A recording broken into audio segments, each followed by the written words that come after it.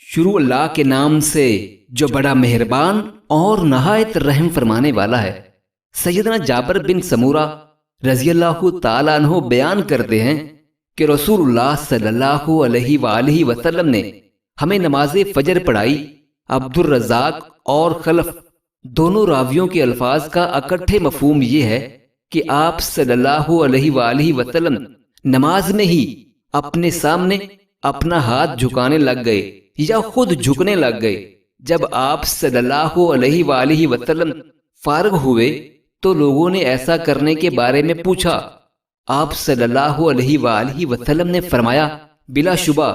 شیطان مجھ پر آگ کی چنگاریاں ڈال رہا تھا تاکہ مجھے میری نماز سے فتنے میں ڈال دے، تو مجھے اسے پکڑنے کا خیال آیا، اور اگر میں اسے پکڑ لیتا تو وہ مجھ سے نہ چھوٹ پاتا اور اسے مسجد کے کسی ستون کے ساتھ باندھ دیا جاتا اور اہل مدینہ کے بچے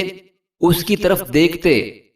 سیدنا ابو ذر رضی اللہ تعالیٰ عنہ بیان کرتے ہیں کہ رسول اللہ صلی اللہ علیہ وآلہ وسلم نے فرمایا، اللہ تعالیٰ اس وقت تک بندے کی نماز کی طرف متوجہ رہتے ہیں جب تک وہ ادھر ادھر متوجہ نہیں ہوتا، پس جب وہ چہرہ پھیرتا ہے تو اللہ تعالیٰ بھی پھر جاتے ہیں۔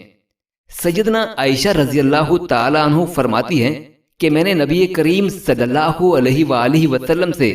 نماز میں جھانکنے کے بارے میں پوچھا